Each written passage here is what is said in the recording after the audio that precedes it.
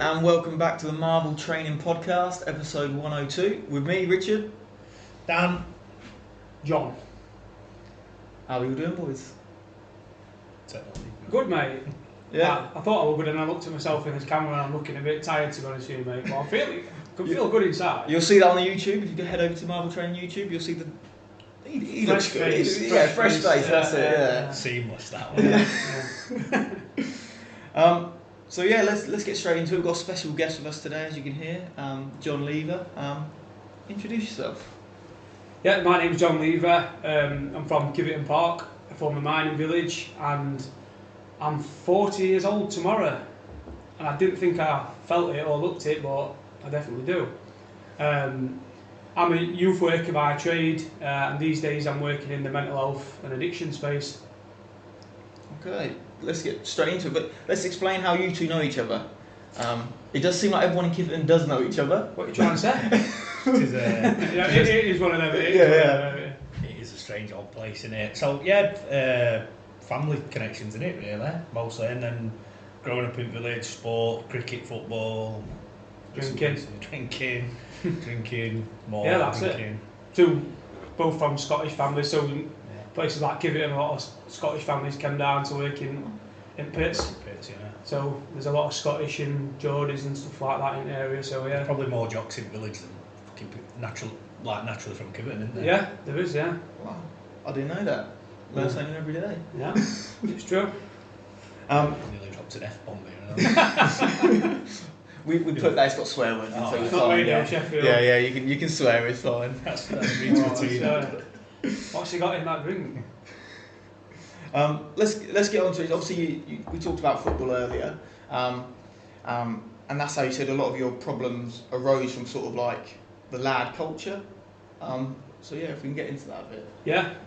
So I make a lot of content these days to put out across social media, Tik and Instagram in particular, and the content that I'm putting out there about mental health and alcohol and lifestyle and all that, try to make it relatable. And I think if someone's at a journey at some point in their life, whether it's alcohol, mental health, and they're at a stage where I may have been at, I'll try to put really like normal, relatable stuff out there that they maybe can watch and relate to, and then they might have a little think about how they are. In regards to the sport, really, on reflection, I think I was all my mates used to drink as kids.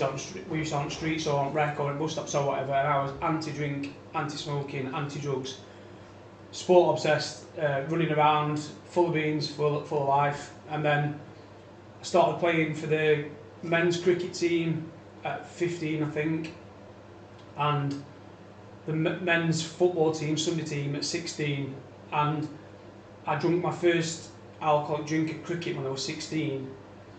I took like 4 catches in the game and Skip, one of our friends' granddads, bless him, it was like some kind of record at the time, and he came into the changing room and just got me a bottle of Budweiser and gave it me, and I literally didn't like the taste of it, but I'm like, you know what it is, but I'm gonna drink it. It probably took me an hour, which is probably how long it took me to drink a pint further down mine as well, but that's another. But that was my first experience of drinking alcohol, and I kind of just blended into a drinking kind of culture down there, and it wasn't a negative thing, it was a very positive thing, and I almost felt like, and especially moving into Sunday League football, it became almost like a rite of passage, like transitioning from a young man into a bloke. So all the blokes I looked up in village who I played football with and I had no money, I'd just left sixth form, didn't have a job or anything like that. They'd take me to a pub we'd play football was just the sideshow really, and then it were all about being at booze after.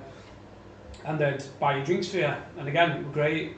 Loved it, it was exciting, it was fun. And I had some good long days learning how to drink and hearing everyone's stories and banter and all that. And whenever I talk about alcohol and drugs and partying and stuff like that these days, I will always reflect on what were good about it. Yeah. Can't just demonise it completely. I had some amazing times, but unbeknown to me, this transition would lead me into much more further down the line. But it was kind of like what you saw as a positive thing and just part of becoming a bloke actually led me into something I don't think I understood at the time the significance of what I was doing.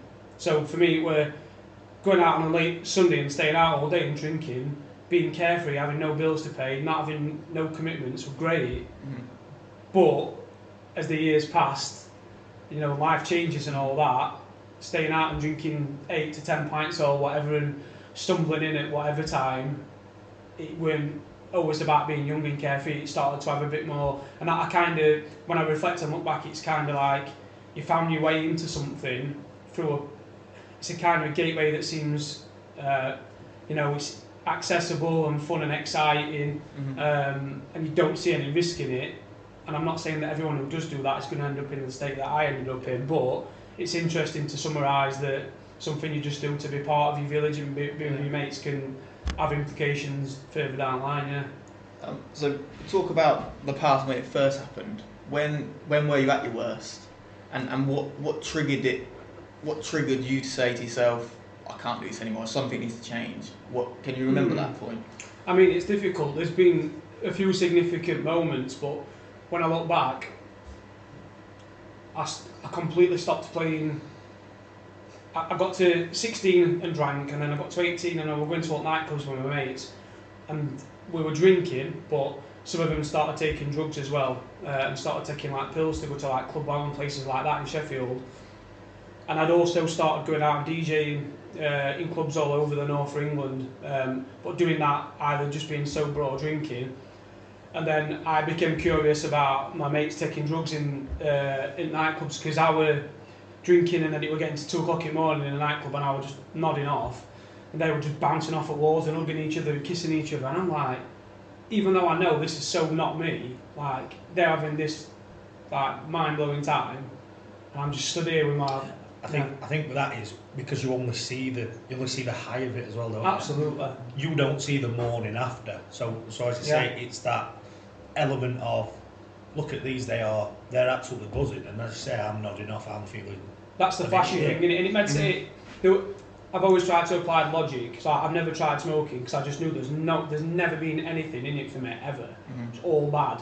But with that, I'm thinking, I love this music, I love my mates, we're in this mint nightclub, they're all buzzing, and I'm just like wanting to go home and go to bed.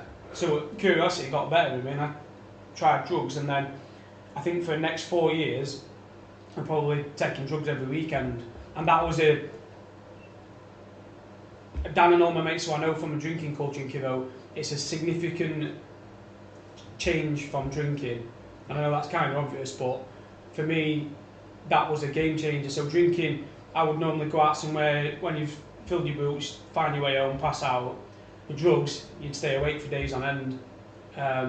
So it'd either be going to these clubs and partying, or when I started taking drugs at these clubs and then I'd go to the clubs that I was DJing at, that I loved the music even more, it just became this, I got to a place that where you can't get it through alcohol. Like the place where you, like you just said, it's the highs are clear to see, and that's the selling point for people on that, but then obviously there's the other side to it. And that's kind of what we're going to get to really. When drugs got brought into the mix, I think that was the game changer. I'd put weight on and stuff like that from drinking, and I didn't like that, and I'd stopped with my sports and fitness and all that. That used to affect me a lot. I used to hate my appearance, but also I could feel my natural zest in life. I'd gone from being vibrant and running around and being to kind of more stagnant. And again, I don't think most young people understand the mental implications of this lifestyle, and it started to creep in on me, but I didn't know it was. And I think when drugs came into the mix, that were, it's hard to pinpoint a time, but I got several physical health issues to begin. So I'm going out on 2 or 3 day benders, pills, coke, drinking, and then drinking spirits to try and come down off everything. Loads of stomach problems. I think I ended up in hospital a couple of times, which are kind of like a wake-up call. But I think the mental health aspect of drugs. So I think I went from 18 to 22, where most weekends I was flat at it. And then I met a lass, and when I settled down with this lass, I think my body went through a process of like, kind of, thank you. I remember once, this is honest truth, I was living at my grand's at the time, and I'd been off my head every weekend for like months. And one Saturday night I didn't do it, and the next day I woke up fresh, and I walked over to the park where we play football, and I was getting all tingles and goosebumps. And like, this is weird, and that's your body saying, thank you, like, this is what you want. And I know that sounds proper simple, but you're not meant to be sat at a park, you're not meant to be laid in bed rotting, you're meant to be out here doing... so yeah, drugs, and there was nothing massively significant at that point that were like, whoa, but I think I had a few alarm bells.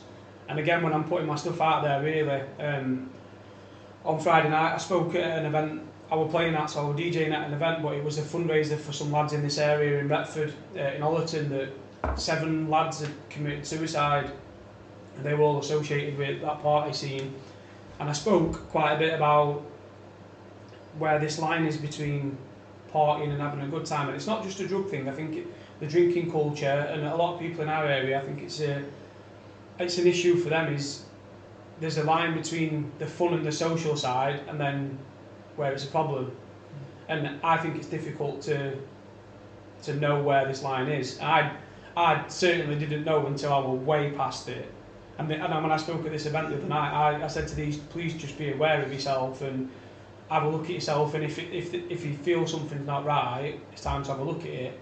I feel like a lot of people just go flat at it, and it's waiting for some kind of explosion or something really bad to happen. Touching on that, I think one of the things is, you know, you asked the question, Rich, about, you know, when's the trigger for you to think it's too much. I think one of the things is, particularly with sort of substance abuse, whether it's drugs or alcohol, other people don't really see it to give you that wake-up call until it's too late. There's friends in common that we have that you probably would look at and think, he's a bit heavy on that, and you would maybe say something, but no, I'm fine, just a social thing. But then you don't, if you think that as a social, you know, in a social situation, you're in a bar together, or you're at a cricket club or football club, but then you don't see what they do at home. I mean, like I say, you can think of people that you know and think, I wonder if they've got issues. Yeah. But if they don't want to confront it, to them they might not see it as an issue. But I think ultimately you never actually get to the point of it being a blindingly obvious issue until you're right. the way past it. I mean, there's, like I said, there's lads we know that, I'll be honest, I think are reliant on various things, whether it's drugs or alcohol, and I don't think would, I won't say function, because they function anyway, but I think you would see a drastic change in them if they stopped with it. But ultimately, that's probably for the better. This is what A lot of my content is very much on. When I first went sober, I put it out there that what I was doing, and I got the piss took out of me every day. I still do. Now, I'll get piss took out of me by some of my closest friends, which is fine, because I take piss out of them, and that's fine. People that I don't know that well that dig does feed me off a little bit.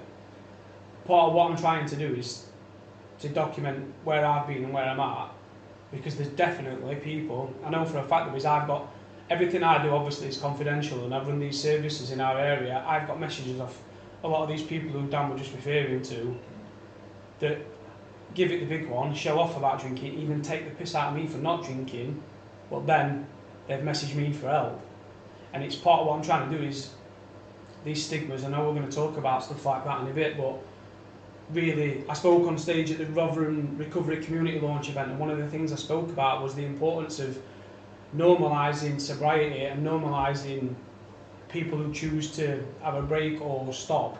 So instead of, I love banter. I've spent most of my life since social media came out, all those lot ripping each other. I love it, but for me, if someone's not in a good place mentally, or whether it's addiction, and their general interaction with most people is someone taking mickey out of them, it's not good. You've got to, and I've seen so much stuff happening around me. So for me, part of my putting it out there and probably doing as many people's heads in as I am helping, which I get, and I've took that on, you know, and there's nothing worse than if you if you like to drink and you like to go out and enjoy yourself, someone going on about not doing it. But I've seen the other side of it. I've lost mates to suicide or to addiction. I've lost 2 mates in the last 2 weeks, and that's a bit drastic, but that's the truth. Both are heavy drinkers, both reached out to me for support.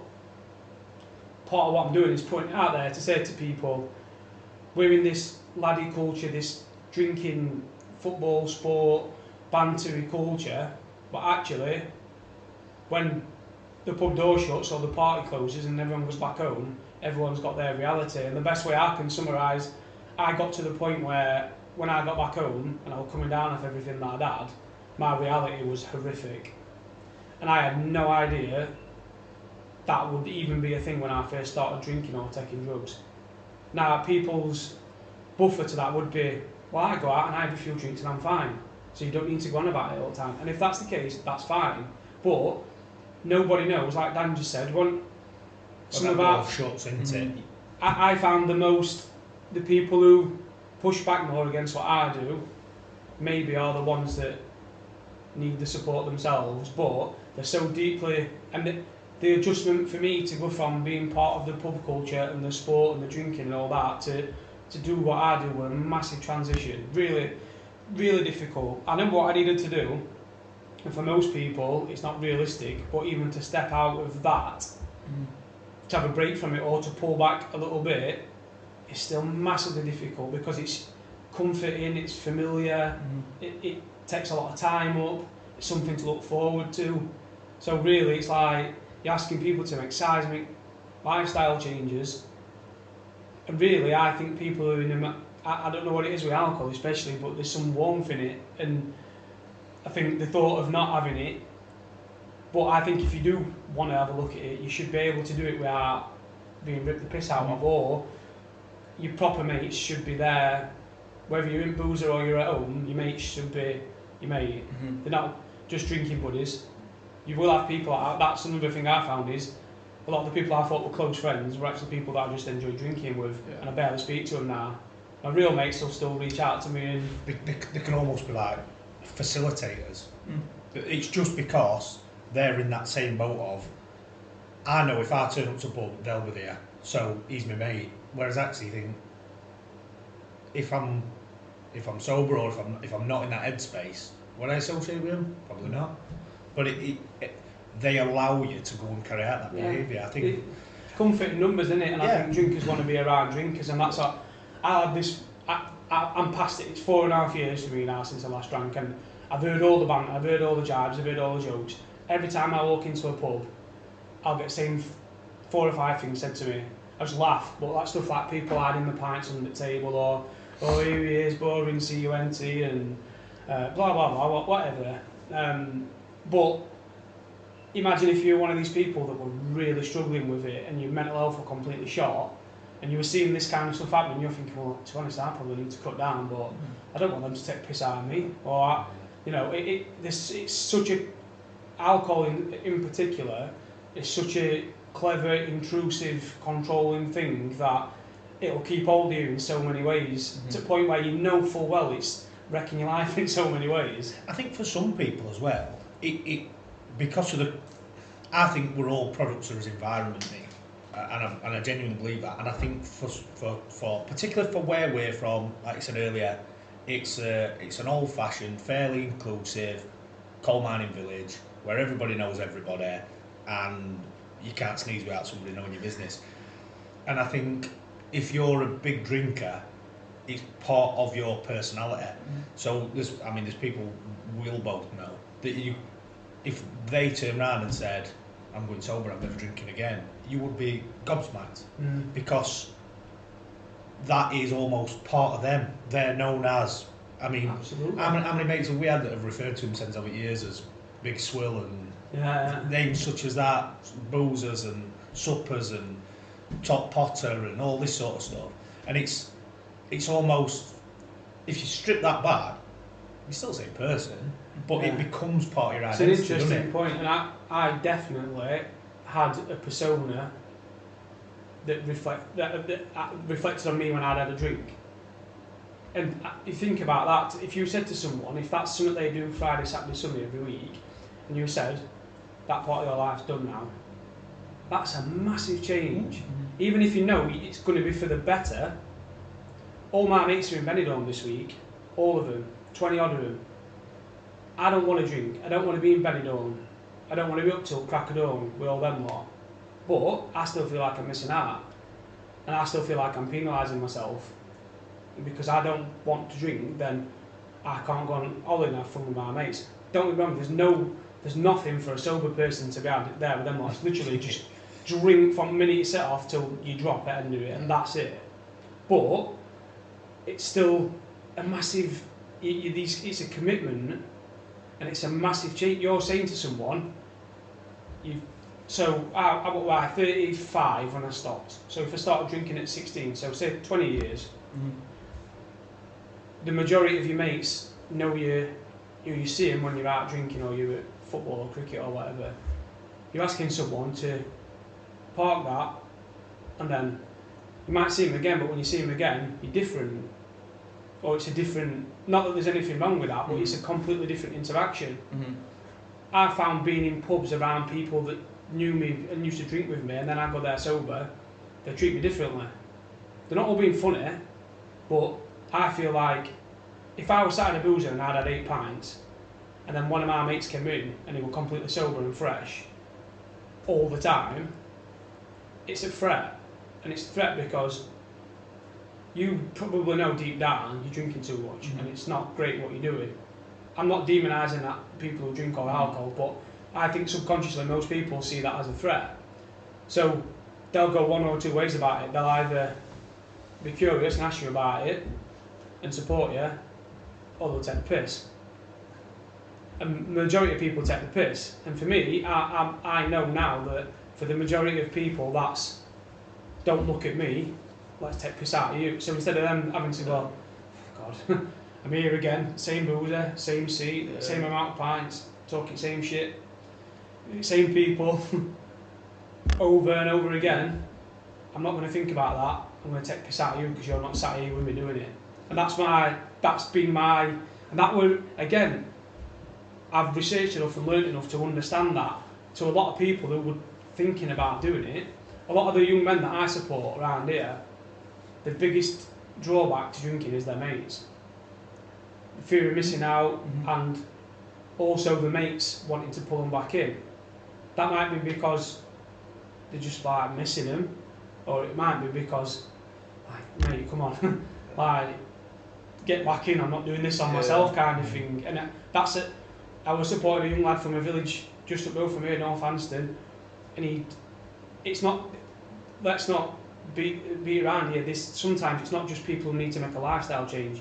Some people it's very dangerous for them to drink. It could be death, it could be prison, it could be a family. So you've got this situation where someone's like, my life's fucked. I've got a restraining order on my ex, my family won't have me in the house. If I do anything else, I'm getting locked up. If I take anything else, I could die. If I drink anything else, I could die. And then he's in this position where his mates are still saying, come on, come out, come to the pub tonight. They might see that as just a completely innocent thing, but when you look at it black and white, you're saying, Jesus, like, what kind of mate are you? Really, if you were looking at it properly, your mate should be saying, do you need me? Do you need anything? Do you need a cuppa? Or do you want to catch up? And we're in this really weird situation where alcohol allows behaviour patterns that no other walk of life you'd accept that, but because it's alcohol and it's so socially acceptable, you'd have people pulling their loved friends, dear friends back into a situation like this person that I'm working with. If he had 2 pints, it meant he went out on a 3-day bender, coke bender, vodka bender, everything, and then it was every instance of that was catastrophic. So he was going through a process to try and get out of that lifestyle, and his friends knew that. Yet when they'd had a couple, they were still trying to pull him back into it. I think it comes down to, like you said earlier, when your friends have probably got the issue as well. And so you walk in and you're trying to be sober, your friends are now on it, they're 8 pints deep. They know they've probably got a problem. So they're taking the mick out of you so they can convince themselves that they haven't got a problem. and you trying to be sober are feeling the same way, but just opposite. Like, oh, they're taking the mick out of me. I want to start drinking again. Yeah. It's all, you're both in the same boat, aren't they? You can look at it. There's another way of looking at the same sort of issues, and I think this because I think it probably reflects in how I've been with friends. There'll be people that you'll know if they have 4 or 5 pints, like I said, that's them done for the weekend. You won't see them. Yeah. That's Friday afternoon. You won't see them until Tuesday. But some people think, well, maybe if I have a couple with them, I can say, come on, right now, it's time to go. Mm-hmm. And actually, they'll try to sort of control them. And when you can't, and you go, well, I'm going. You need to come. What you're actually doing is, not only have you led them into it, they're gonna then go and find it somewhere else, and that element of control's gone. So I mean, I think back a mutual friend we have, and you probably won't take much guessing who it was, were really bad on drugs and were taking things like MCAT and stuff like that, horrible. And basically, we're going on a Friday night or a Saturday night, trolling through Facebook to see anybody who would be up and about.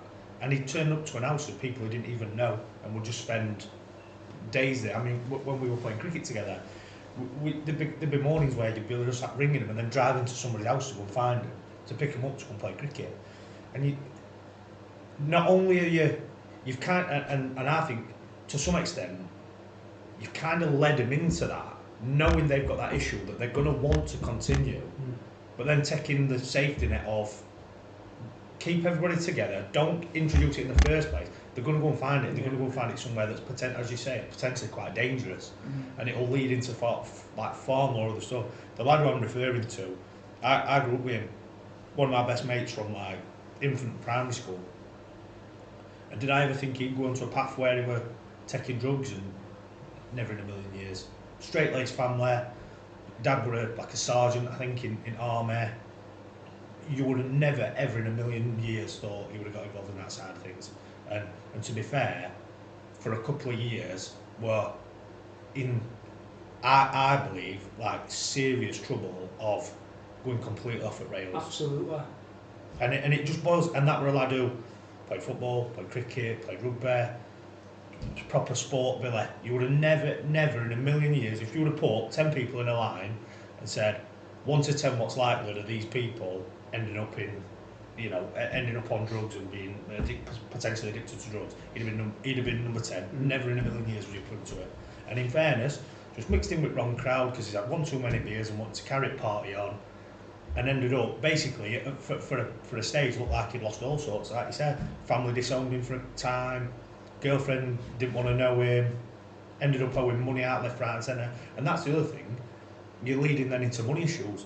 So I know it's not as prevalent now, but payday loans and that, your Wongas and you're borrowing £100 to go and get your next fix, and in 2 weeks' time you've got to pay £400 back, and it's just that vicious cycle. And that's, to me, that's one of the big things that. So from my own perspective, I've always been on the periphery of that kind of scene, because I've always liked to pint, probably one too many, but I've never been involved in drugs.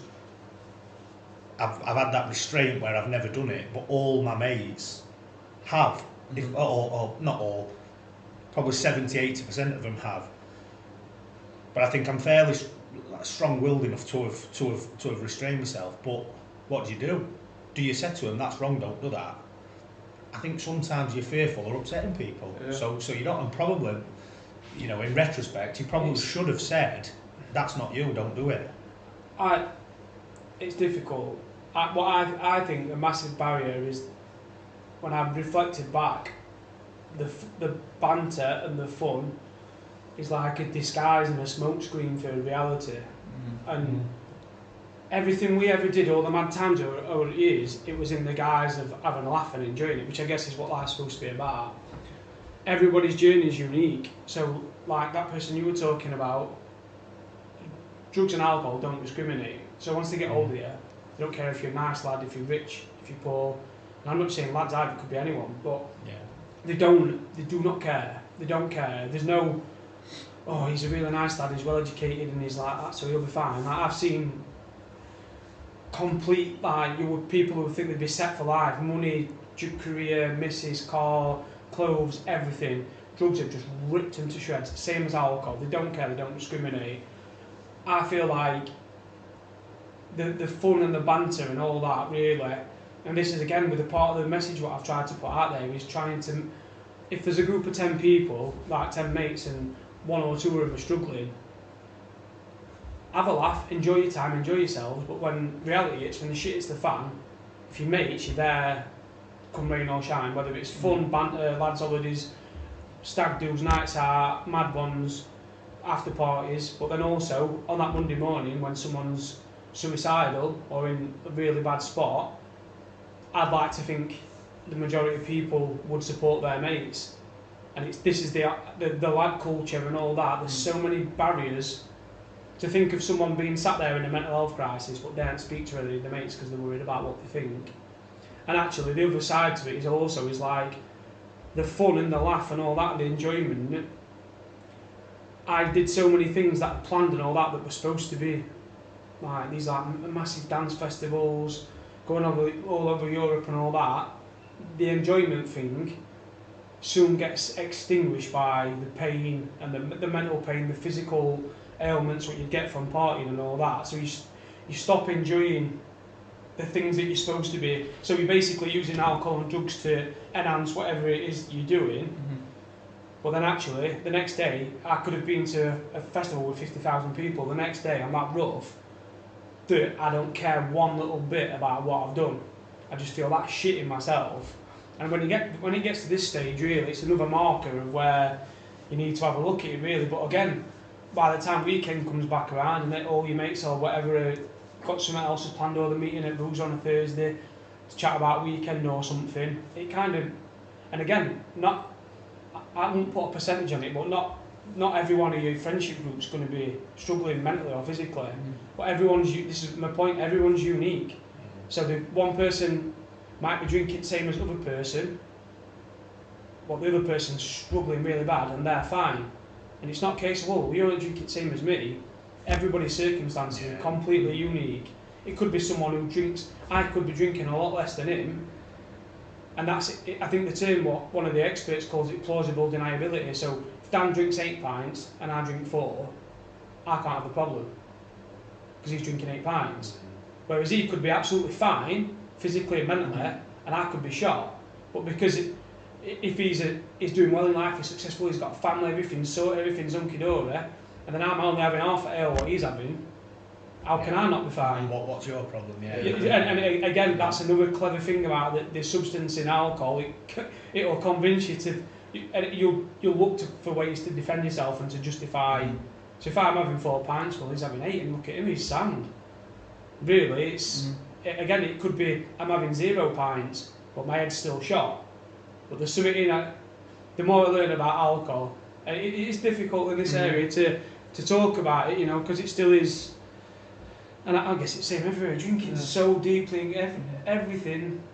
I think it's a massive part of British culture, but I also think, again, product of us environment, we're from an area that historically fairly high unemployment, fairly low wages, old-fashioned, working class, pit village, where people went down pits on a Monday morning, worked all week so they could go to working men's club on a Friday night or Saturday night, a few hours at the pub on a Sunday afternoon, get home, our lasses meant dinner, back to work Monday morning, and that's been bred and ingrained into psyche for probably 100 years. Particularly in this area, and it is going back to the sports teams. It's sports teams for the village playing on miners' welfare, and it's all that same culture where everything is based around work hard to provide for your family. And I know we've referred to like men a lot, but the blokes get a release at weekend. They'll go and watch football, they'll go and play football, they'll go and watch cricket, they'll go to Saxon, they'll go to club, they'll go to Ford, they'll have a few pints, let their hair down, there'll be a turn on, and it just normalises that culture of just go and pot away. And it's just, I think we were saying earlier about that become normalised. But I think one of the things that I think people struggle with is normalising the fact that people have issues as well, because it's kind of hidden, isn't it? I think people don't talk about it because it's. If I say I've got issues, what's wife going to think, or girlfriend going to think? What are my kids going to think? School teachers might start then looking and going, oh, hang on, Dad's got issues here. We need to work. I don't want my boss finding out that I'm struggling, because then I'm worried about putting food on the table for family. And it all, I think, lays back into it. I mean, to be fair, I think in the last 10 years, there's been a massive effort to normalise, especially men, speaking about your mental health. Yeah. And for all the drawbacks of social media, that's one massive. There's been so many amazing bits of content that have gone out there to make men feel like they're more comfortable. But you're right, a lot of men still will instinctively, it's defensive. You're thinking, to say I'm struggling is making yourself vulnerable. To make yourself vulnerable means that to some men it might mean you're weak. And how would people? I'm less of a man. man. I'm less of a man. Yeah. I'm weak. I can't do what I need to do for my family. So to make it's very significant to try to get a man to lay it all out on the table. We are getting better at it, but again, the role of alcohol and drugs, but alcohol in particular, I don't think a lot of people realise the effect of alcohol, regular alcohol use on mental health. If I refer to myself, when I first started putting my content out there, my anxiety was probably 80 to 90% every day, non-stop. Not always like thingy, but generally just agitated, worrying, overthinking, everything. After 3 months of stopping drinking, 10% max. And still now, like, if something happens, a circumstance happens that makes me worry, I just see that as worry, not necessarily anxiety. That's no coincidence. I'm doing a bit more exercise than that now, but generally, getting that out of my life. So if you think about that, if someone's struggling mentally, but there's no way on God's green earth they can consider cutting back on alcohol, they're basically saying, I'm struggling, and I know that drinking's probably creating that, and I know that if I cut down it's going to help. If I stop, it could eliminate it, but how can I possibly stop drinking? And again, this is part of what I'm trying to do, is saying, actually, I know that might seem like the most daunting thing in the world, but if you're in a situation where your anxiety is at 90% every day, and it's affecting every aspect of your life, your family, your kids, work, yourself, if you're not willing to try to cut down to see if it improves, that says a lot, really, that about alcohol itself and about how you look at it. Because you're basically saying, I tried to get fit, I tried to change my diet, therapy, medication, everything. Ran it back to the same spot again. So what changed? And someone said, I started a personal training course with a guy called Lee Freeman. Sent him he said, write me down what you do in a week. It's work stuff, lifestyle and all that. So I wrote down all the boozing, and he was like, right, you know what I'm going to say to you, don't you? He said, you're drinking a lot at the minute, so I don't want you to stop fully. I want you to do one weekend doing your normal drinking, then a weekend off. And I sat with I remember I was sat in car park, and I looked at it and I thought, do you know what? I'm gonna have a month without doing it. And I'm not stupid, and I know not even people who drink all the time know full well that if they cut back on alcohol, things are going to improve. But I did it, and I started to notice, especially mentally, the load started to, and I started to be. I think a lot of men are very hard on themselves, very self-critical. So if they've messed up or they're worrying about something, they'll punish themselves. I certainly did. And I started to feel better and be kinder to myself. And I'm like, and I thought, hang on a minute, I know there's so many reasons to drink, but if I learn all this, why on God's green earth would I go back to it? And I know that just having a couple means reverting back to that same lifestyle and feeling the same as I did. So I started to notice difference in it. So that's when I started to put my word out there. I'm like, hang on a minute, like, and people like vegans and stuff like that used to do my head in, like ramming. Like vegans would want you to know that they're vegan and want you to finger. But do you know what? I get it, because it's like me saying I've changed my life and I feel so much better, and I can see people around me that I know for a fact if they did it, it'd help them so much. And you see them and they're miserable as fuck. they're not good, and you know full well that they're drinking 5 cans, 10 cans, X amount of pint, vodka, taking this, taking that, and get that out of the way. What's in life, what's more important, having a laugh and having fun, or wake up in the morning and feeling good? And that's a fucking tough question to answer, and you could argue either way, but for me, my win these days, so like every night my mates have been in bed on this week, I've been a bit jealous watching the videos. Yeah. When I wake up in the morning and I'm ping, ready to go, that's my win. Okay. But to them, I think you almost accept the negative side. You accept the hangover, you accept the anxiety, and then any of the associated problems that have come from. So you've gone out and not come home all night, and your missus has gone mad at you, or your kids haven't seen you, and all that, or you've spent too much money and all that. For some reason, you find a way to find that acceptable. Like all that crap that comes with it, you'll find out that can. Oh well, you'll find a way to be back out again next weekend. Do you know what I mean? Like if it were any other thing, if it were drugs, people treat it differently. People demonise drugs and take it on thingy. But I think with alcohol in particular, people make a lot of allowances for the destructive behaviour, and I can see it. He'll see it. Anyone that looks around him and sees people that drink a lot, I don't think much good comes out of it. You can have a good time, you can go out with your mates and have a laugh and all that, but generally, the more they do it, the more bad shit happens, I think, or the worse things get. I don't think there's ever anyone who's gone, right, I'm going to start going out even more now, and I'm looking back and I've been out even more, and guess what? I'm having more fun, everything's good, it's mint. I think the people that you see in the pub every time you go, that they take it too far, if you go back in a year later, there's no improvement, they'll look worse, they'll have put weight on, and their life, well, I know I'm stereotyping, but generally, I don't think much good comes out of it. But again, I think people are scared to let go of that bit of fun and that bit of a release to not feel the benefits of being without it. One of the things, it's that element of unknown, isn't it? It's that idea of if I step back from it, what happens to me next? Do I still have all my mates?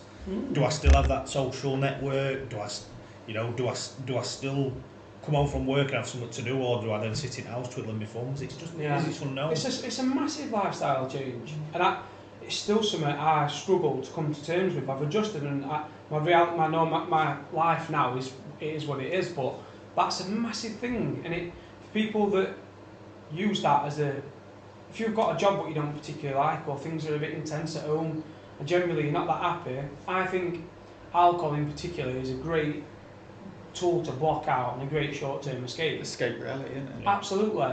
And I'll say that to him, and it's one of the best substances for that. But as we all know,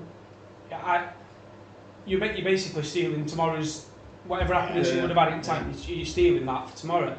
Essentially, to block out, eventually it's all going to come flying out. You use it, like you said, as a smoke screen to cover what's actually going wrong in your life. You're covering with alcohol, because you'll have this high on the alcohol, and then when you come off it, you're back in reality, you're back in your life. But then also, thing to bear in mind, and again I'm stating obvious, but it's not this harmless social pleasantry that just helps you block things out. It's a poison. So if you're banging pint after pint down to block out, and this is the other misconception, people will think Dan can drink 10 pints and he's stood there normal, so he's alright. That the 10 pints of that substance is still doing its damage inside. So you're not presenting as, and again I think there's this, and I know it's lads, and how we involved with that, he can drink more than him, and laughing and joking about who's biggest drinker and all that, good fun, banter and all that.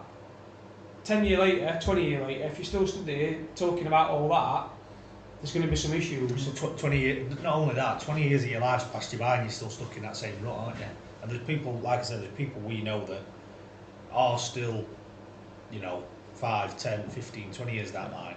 Their claim to fame is that our biggest drinking, life's passed you by, we've now got kids and jobs and mortgages and this. I think there's more to life than I am this. It keeps And you it's in a that. facade, isn't It it? keeps you in that. So one of the analogies I used, if you've ever been in a pub before and there's someone in there like an ex-footballer or someone who used to play football at a good standard, they're sat there, 45, 50-year-old, telling the same stories on loop about the same thing they were saying 5 years ago, 10 years ago about how good they used to be, they used to do this, they used to do that. For me, that's like, once you've heard it once, after that, it just does your head in. Paul Gascoigne, one of the best English footballers of all time, will be sat in boozers telling the same stories to the same people. He was more talented than you can imagine. But alcohol and drugs and other stuff, he's just another pissed up bloke, middle-aged in a pub, sat talking shit to the same people. I know people who I follow online that are the same age as him that are still achieving things every day in whatever capacity. That they're not talking about how good they used to be or how good things used to be, and now it's all like, they're out there fucking getting it every day.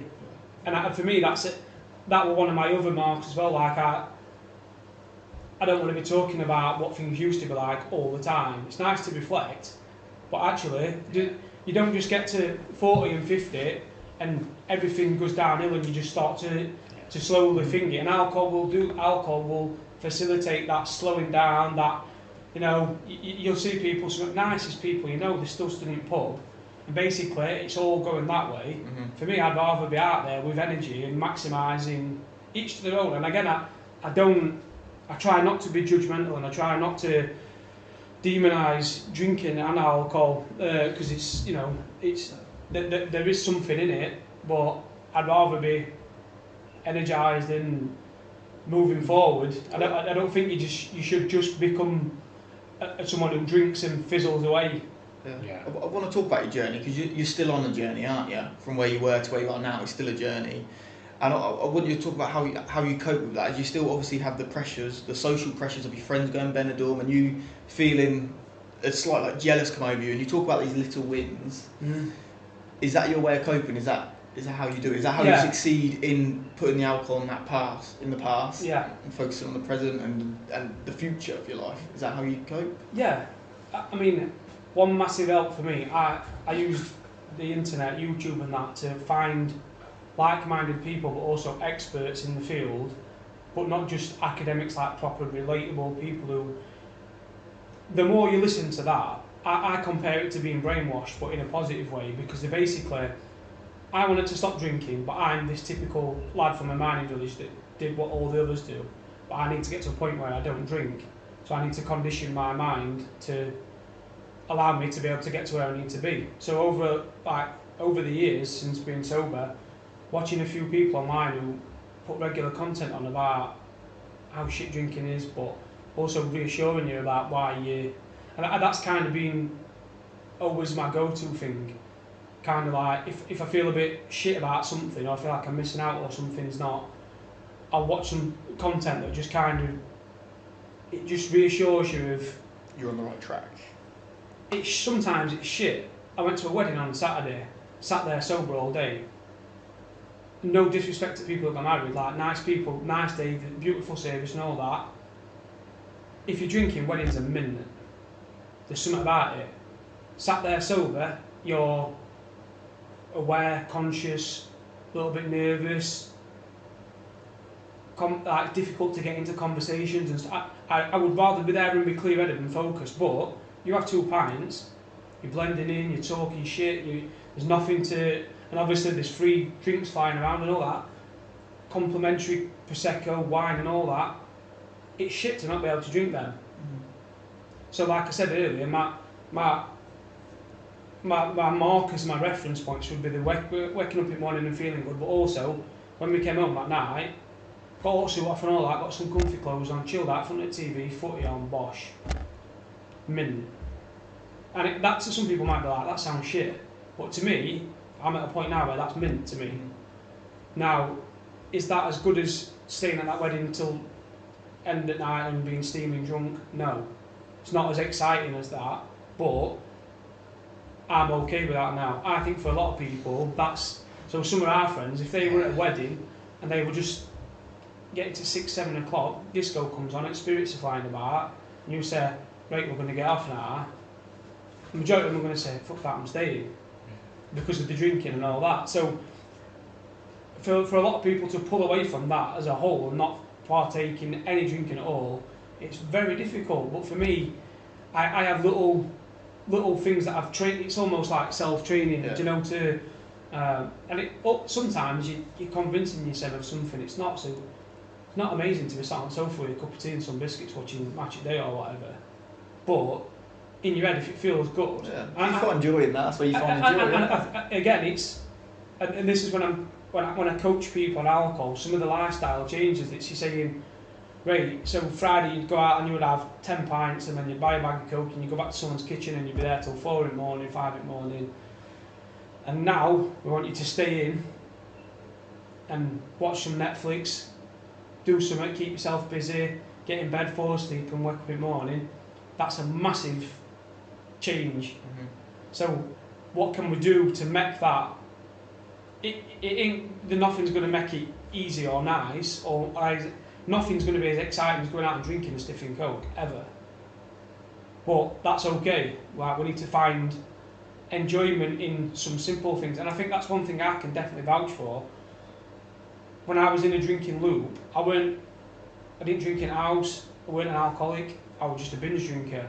Whenever I was in that loop, I think in life I were very rarely present, like proper, sat there appreciating simple things with my kids, things in life.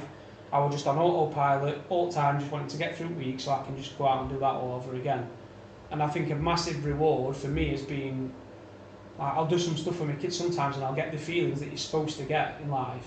Mm-hmm. Like, you're supposed to get that. And I think alcohol took a lot of that away from, I'd be like, if we were at a kid's party, I'd be thinking, for fuck's sake, if they went in a bar or something, for fuck's sake, it's doing my head, the kids are doing it.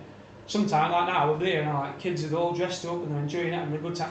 That's what life's supposed to be about. And the sad reality is, alcohol will make you think about yourself and about how you feel before the things that are supposed to be important, like your kids and stuff like that.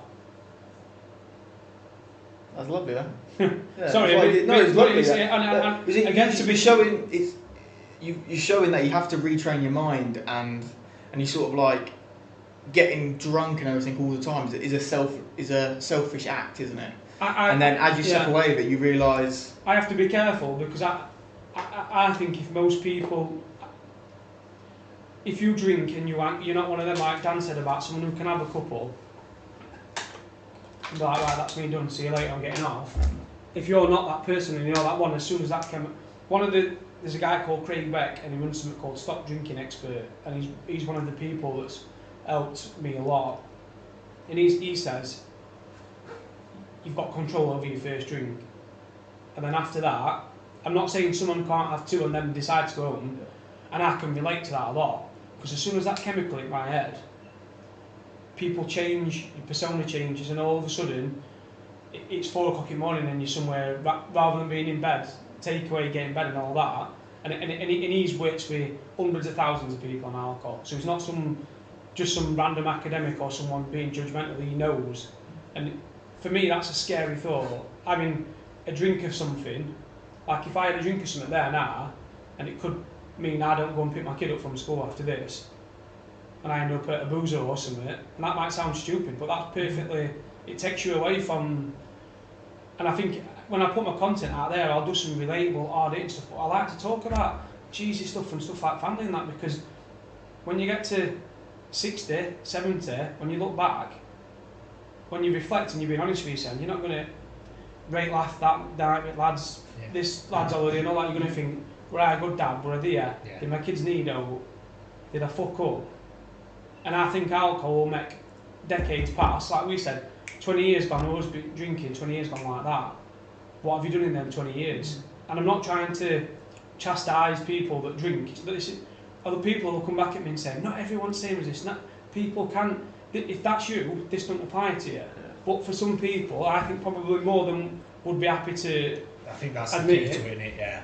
There's more people actually struggle with it than let on, and there's evidence in that in our own friendship group. But anybody, you could walk up to a stranger and say to him, pick 10 friends off the top of your head, and then say, how many of these do you think might have got issues with abuse, substance, whether it's alcohol, drugs, whatever. And I bet you they could name a few that they would probably say. I bet they're fair. But it's having that, being able to, like you say, being able to be open and be frank about it. And I think that's where people struggle. Have you got any tips on how you can? Because the first thing is admitting you've got a problem, isn't it? Like realising you've got a problem. Have you got any tips on how people can find out they've got a problem? Because obviously you put in, your mind's a strong thing, so you put in the back of your mind, well, I ain't got a problem. I only went out Friday, Saturday, Sunday, do you know what I mean? You just touched on something there. I think you've got to have an honest conversation with yourself. If you're thinking, have I got a problem, you're acknowledging that something's changed in your life, aren't you? And this is what I was saying earlier about the gateway into alcohol, drugs and lifestyle. That lifestyle, you may not know. You might not be like, you said, did something out. It might not be like, bang, oh damn, I've got a problem. It might be like, things start to change. People around you noticing changes in you. That's significant. But again, alcohol will. So if someone came up to you and said, someone that you care about went, I'm just going to tell you, I've noticed you a bit different. Are you all right? Or is everything all right? Or are you drinking too much? Anybody in the right mind should be like, let me have a think about that. Yeah, maybe I have, or no, I haven't, but thanks for asking. But alcohol will find a clever way to bend around that, and that's the other thing is, alcohol in particular, if all the people you hang around with drink, it's very difficult to pass judgment on alcohol and its destruction if you drink, because basically reflecting on yourself, aren't you? It can't be alcohol's problem because he's had 10 pints of it and he's fine. It's that same old story, isn't it? I think it's take it away from alcohol, just that issue of, do I have a problem? A few years ago, I'd be coming home from work and my missus said to me, are you alright? You don't seem yourself. It's people noticing a change in your behaviours, in your appearance even, your physical appearance. You let your hair grow out, you look untidy, you look unkempt because you're not looking after yourself. You're going to work and you're not ironing shirts, or you're doing this, you're doing that, you're not.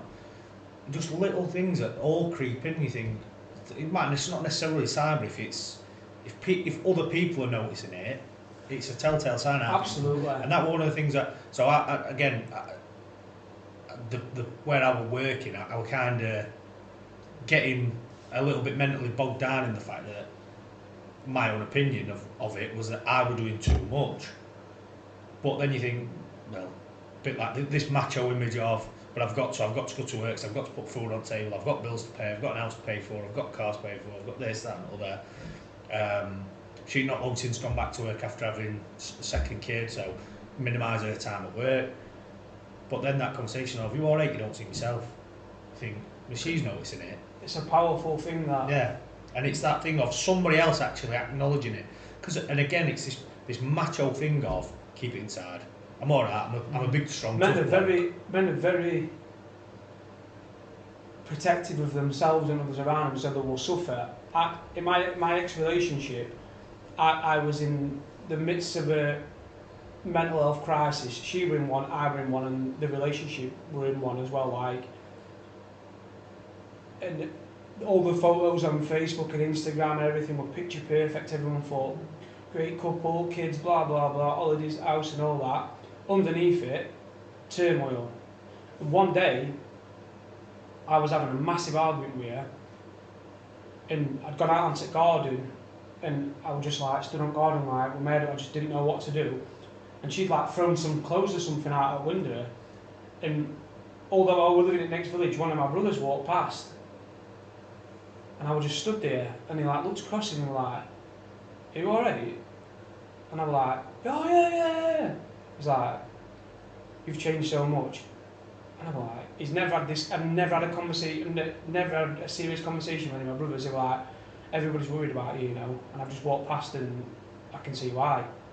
And for me, these little things, so you need people around you, but the other thing is, I think it's very difficult sometimes, even if you can feel a change in yourself, sometimes it's very difficult to, if you're that far into it, it just becomes your new norm. So you're in a rut, you're down, but sometimes it's very difficult to even acknowledge that. And it's again, comfy, isn't it? That's the it thing. is You're there. You're and comfy. again, the work you've got to do to get out of that, sometimes the comfort in familiarity, even if it's a bad one or a negative one, you've got to do the work. And again, it's opening yourself up, making yourself vulnerable, and basically saying, do you know what? And again, I think this, you asked for any tips. Anyone that's struggling really is, I think, an acknowledgement of yourself and where you're at, and then being open enough to lay it out, whether that's therapy, whether it's just seeing. For me, if I'll get a message of someone saying, such and such is struggling, don't know what to do, first thing I'll do is book an appointment to see a GP. Good reference point really, it's all confidential, and just say, people do worry about it, so if work find out I've got depression, blah blah.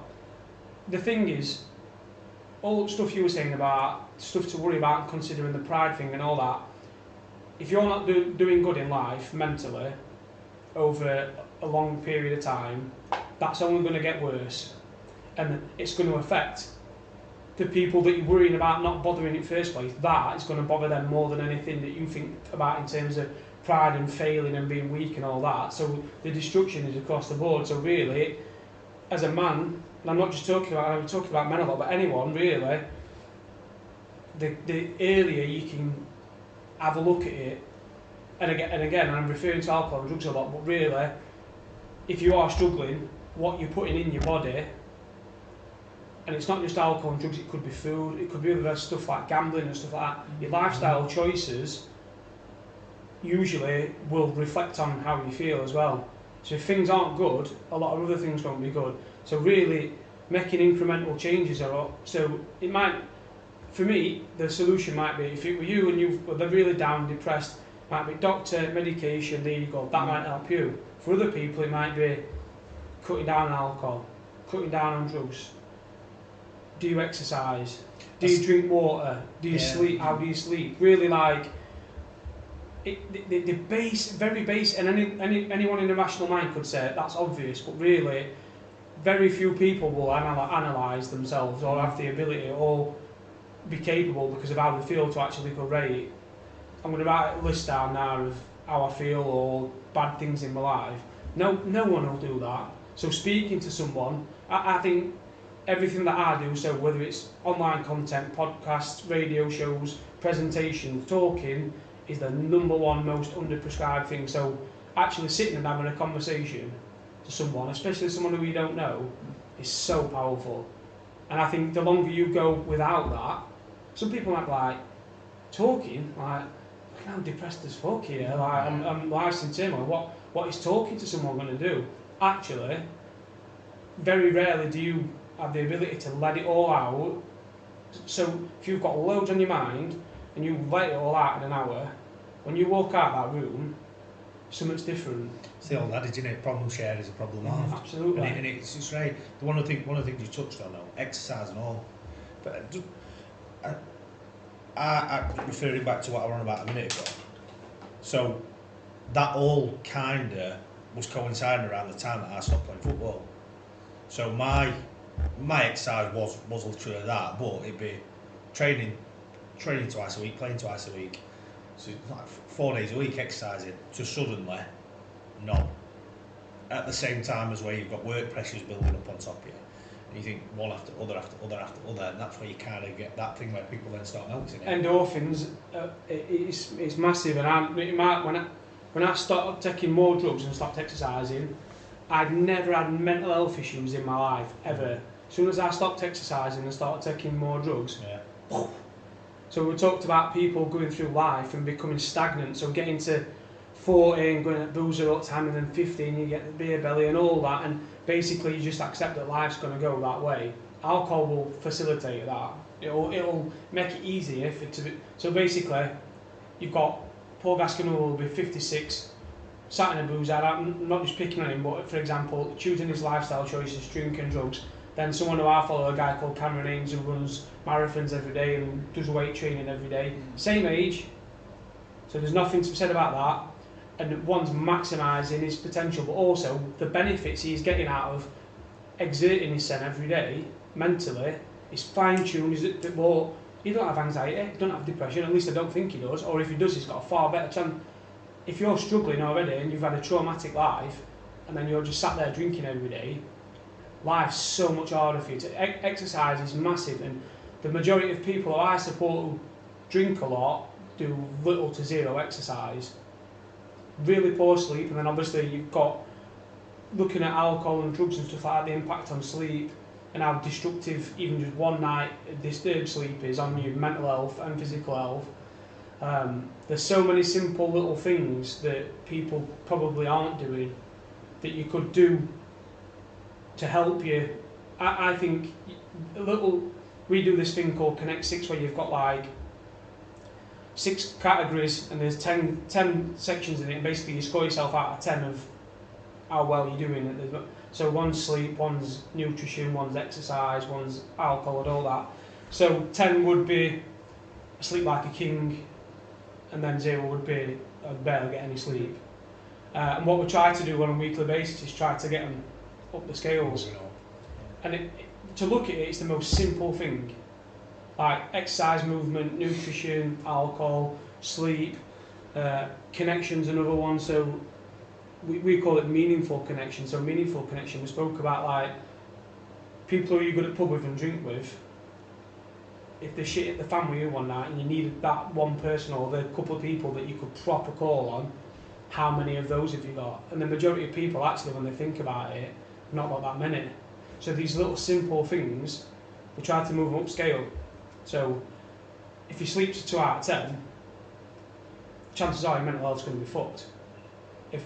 If your alcohol's 2 out of 10, so close to being an alcoholic, mental health and physical health's going to be. So these little things, and again, I think if you went to see a GP, it's good to talk about it, but really, these are some of the things you'd like to think they'd be trying to implement anyway, really. And any further up the scales you can get with these simple lifestyle things, really, are gonna, yeah.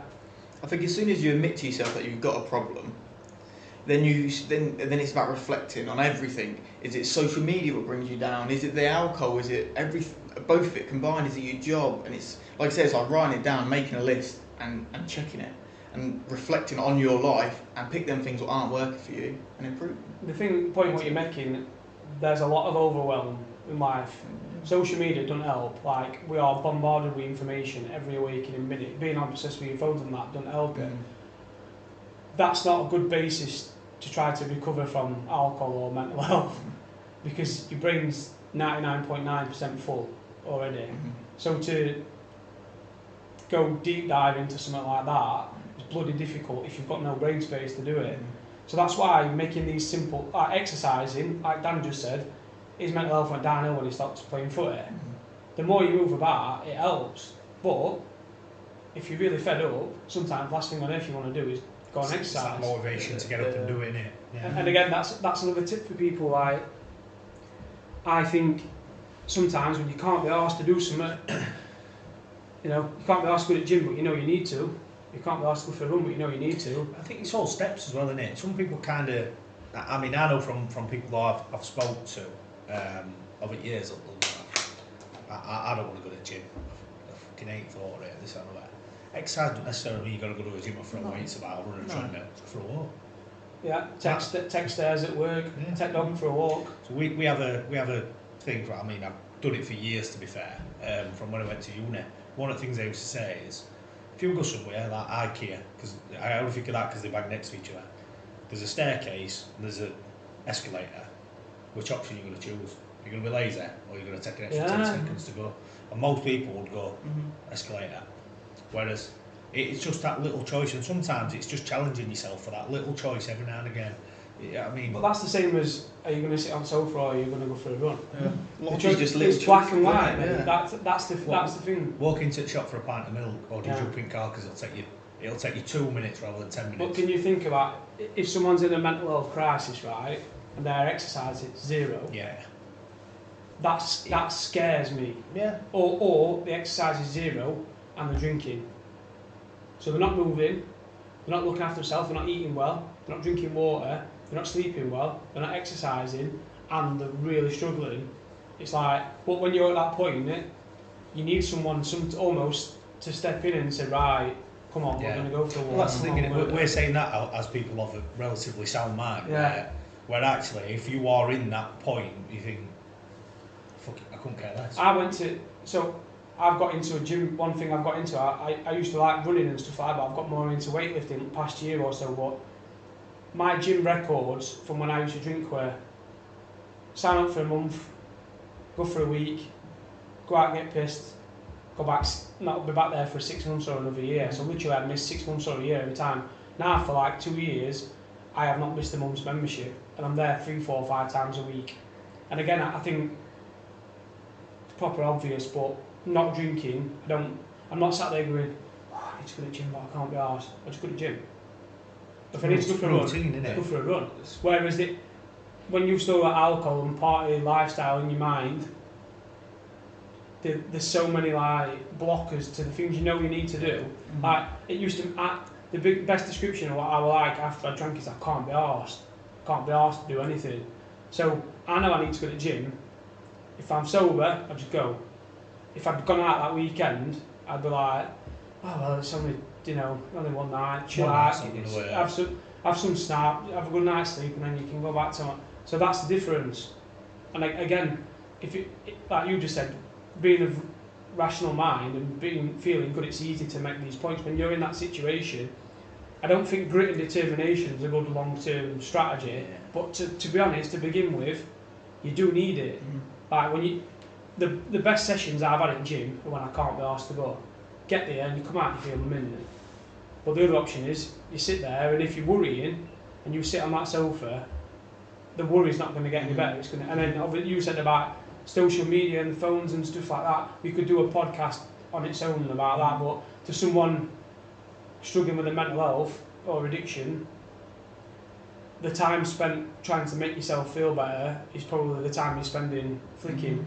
And obviously the apps and stuff are designed for you to see the best of everyone's world. And to keep you on them. To keep you consumed. And, oh, they're on holiday, they've got a new car, or they've got a baby on the way, or look at that, they've got picture perfect family, they're on the beach, whatever.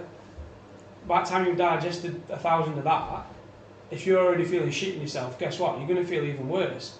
Because everyone's smashing it, and you feel shit. And now you feel even worse because you're like, oh my god. I had a massive issue with that. Like, I go out DJing and I'd say a DJ who's on a similar level to me has got a gig somewhere really good. And I'd stew on that for days on end. Guess what? He's been out, done the work, put the graft in, and I'm just sat there jealous, flicking on social media. But the point what I'm making is it's conditioned me. I could, like now, I've not been on my phone for an hour, and I feel how I feel. After we finish, I could pick that up, see something on there that could completely change how I feel. If someone's particularly in a mental health situation, generally, if you're struggling with mental health, there's not much you're going to see on your phone that's going to be like, do you know what, that's really helped me. That there is stuff there if you find the right stuff, but generally the algorithms will bring you the crap, won't they, to either keep you stuck on the phone, addicted to it, or the stuff that's going to make you feel shit about yourself. Really doesn't help. I know we spoke about admitting it, so that's like the first step. And then we've also been talking about, like having a strong group of people around you, friends, family. I just want to talk about what if people don't have that? Where can they go? Who can they call? What do you offer? The first thing what I would say is, this is very much a solo journey. I find the alcohol one, and I'm talking about alcohol, it's very much a solo journey. So you might have a really good support network around you, you might not, but get it into your head. So say if you're in a house and there's yourself and your missus, husband and wife, whatever, and you're deciding to not drink, the person next to you might still drink, and that's okay, and that's their choice. This is your issue, not theirs. So you can't expect people to facilitate it and to pour their heart and soul into your getting you. You've got yourself in a situation you need to get yourself out. They can help, but it's your shit to sort. And I think people, and especially in recovery from drugs and alcohol, people will lash out at those around them to almost blame them for what's happening or not being there, when actually really you've drank, you've took some. I think so. From experience, I had got a cousin who Paul, who for years and years has been a drug user, really heavy, and frankly, almost to the point where a lot of family have said, no to do with us. And he's one that has always been, it's someone else's fault, rather than actually acknowledging it. Very common. I need to be the one that goes, I need to sort myself out. He's asked for help, been given help, ballsed it up, and then it's somebody else's fault. Where kind of what you're saying is, you've got to be willing to just go, I'll take the help, but I need to succeed with it, rather than just use it as a bit of an excuse. Taking ownership of it is what you need to do. But that, again, if you think about it, if you've been thinking, I drink because my mum this, my dad that, my brother this, my bird this, basically you've conditioned yourself to think that you're doing it because of everything else. You're preparing to fail, aren't you? You're giving yourself reasons why it won't work. You're facilitating it, you're giving yourself leeway, aren't you? And actually, if you're being completely honest, you've drank, you've done it. So for me, if you haven't got anyone around, so I know people who've had the most amount of support they could ever have from everyone around them and still fucked up. It could be someone who's there on their own. I think I just slated social media and the internet, but using YouTube and finding people that you're interested in the recovery space, whether it's mental health, addiction or whatever, or even people that inspire you online, that's helped me so much. So whether I had a good family and a good support network or I didn't, that's still there for me to use. And for me, an online community is massive, because these days the technology is that good. You don't need, there's nothing better than face-to-face contact with someone, but that doesn't mean if you haven't got it, you're fucked. And in the digital world, nobody knows you, no one can judge you. Brings its own benefits. Absolutely. Mm-hmm. So for me, that's a massive. Everyone's got smartphones. Everyone's got access to internet these days, more or less. You've got to make use of that, and that's been a massive. I would say it's probably my top 3 reasons why I've been able to do what I've done is the internet and what I've learned on there. It's difficult. I think family is amazing, but can also be as much of an hindrance as well. For me, like family are, when you connect to someone emotionally, they're not always the best placed people to help you, because they're looking at it from an emotive perspective rather than. They've got preformed opinions on it. And they're thinking about how much they care about you rather than that. So if you go to see a GP or a therapist, they're not going to be thinking, oh, I really like Dan, I really care about him. They're just like, this is Dan, this is what's going on, this is what. Your best course of action is A, B, C. Not, oh, stop doing that, oh, you need to stop that, you're going to kill yourself if you don't, oh, everyone's worried about all this kind of thing is great in a way, but actually, this fluffing it up is not going to help the situation. It might put more pressure on, it might make them angry. Lashing out is so common in addiction, like you can blame everyone around you. Really, acknowledging it and taking ownership of it and driving it forward yourself. Families can be great, loved ones can be great, friends can be great, but sometimes really, if you ain't got that, using an online tool, some of these social media platforms are amazing. So, and obviously you've got all your services. If it's mental health, Samaritans are always there. You know, there's Andy's Man Club if that's more your thing. In this area, I do mental health support group on Wednesday nights. I do a coffee morning on a Friday morning. And obviously not everyone who watches this is going to be from this area. There will be similar things in the area, but connection and seeing people is massive. So these Wednesday night groups that I run, we average between 10 or 15 people at these sessions, and you've got people in the 20s, people in the 70s, men, women, 50-50 split. You've got people who've got problems with alcohol, people who've got problems with drugs, you've got people who've got problems with mental health, you've got lonely people, you've got people that are grieving, people that are suffering with cost of living crisis. So there's a proper across-the-board dynamic, and it makes for a really good session, because it isn't just, and I'm not slating alcohol support groups or drugs, but it's not just 15 people talking about how alcohol's ruining their lives. There's a proper dynamic, and what we do is people support people, and there's something in listening to others as well. So people will get 5 minutes to say about how they're feeling or how their week's been. So it might be that I've drank too much vodka this week, or it might be that I've cried myself to sleep. Whatever the situation, they'll talk about it, but then the others will start talking back to them and offering them support.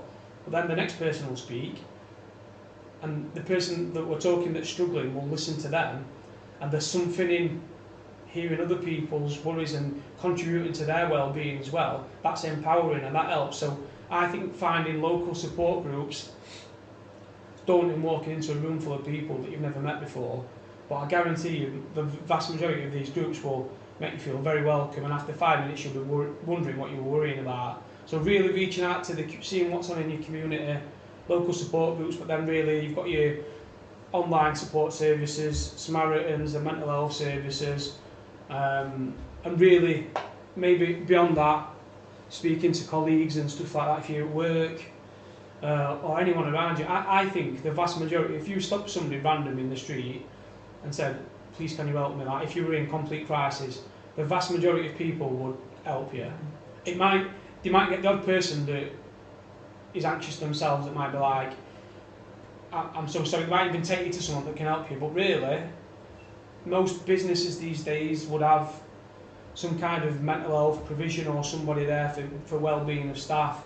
Really, the key to it, what I'm trying to say, and I'm going a long way around it, is finding the right way to talk to someone.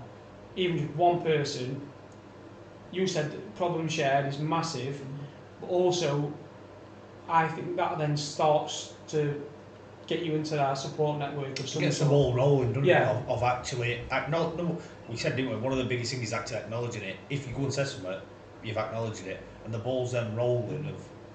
Absolutely. I know somebody. So like after today, somebody said it to you. You go, well, I know somebody who could teach you that. Yeah. And it's just moving that on then to the next stage. I think, like I said, from around here, I think one of the things people around here would struggle with is potentially the thought of, I don't want to go to a group in case I recognise somebody. But the person who's in that group might not be the same cause, the same root cause of it. It might be drugs, alcohol, a bereavement, money issues, whatever it may be. But ultimately, they're in a headspace that they want to improve. Yeah. So you're in it Absolutely. together. That's a natural thing. There's a big barrier with me doing what I do in Kibbit. There's a massive barrier to a lot of people because I'm well known. So people come into something that I run and making themselves vulnerable is daunting for people. It's a barrier. So I get that, and there's nothing I can do about that other than reassure them that they'll be fine once they get here. We've had situations where people have walked in and realised they know other people in there, and I don't think I've had one instance where any of those people have not come back again the next week. Let's be honest, it's the same as going into any, and it is different because you're kind of pouring your heart out, but going to weddings, any sort of formal thing, there's always that moment of worry or nervousness, anxiety, which is natural in formal environments. We try to make ours as informal as possible. Kettles on, biscuits are out, everyone, before we start we'll have a bit of a social before we get into it, so it's not just walk straight in, and we try to make it's not like a therapy session where everyone's really serious, and it's quite a warm thing. And I think the community thing really, for me, if you're struggling, finding a community, whether it's online or where you live, it's life-saving. I know it is, I hear it. I've just been with my group this morning, there's people there, someone came in a bit of a state this morning. It might help people, it could be life-saving, and I think really you've got to, the longer you put it off for, you're being cruel to yourself and probably cruel to the people that you're already worrying about around you as well. Right. I think that's a good way to end it. Men, enjoyed it, lads. Yeah. Good. Do you want to tell them where they can find you and all that jazz? Yeah, so obviously I run several things. The main thing that I run for adults is called Better Today. So I put out content across most of the social media platforms, so you can search for Better Today or Better Today Talk, and you'll see the video content that I put out there. There's also podcasts on Spotify as well. But also if you live in my local area, which is Kivian Park in Rotherham, Sheffield area, I run a drop-in session on a Wednesday night at 6:30 at the old colliery offices, and you can find all this information out on my socials as well.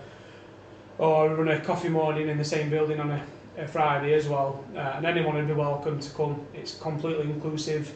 it's a split of men and women. There's no judgment, and I think this is the other thing to consider as well. If you go into any of these groups, people don't judge. It's confidential, and the support of others is massive. Like, that's one thing I've learned from this Wednesday night group. Is probably one of the best bits of work I've ever done, and the power of what it's had and what it's still doing. The spin-offs, that the friendships that have been built.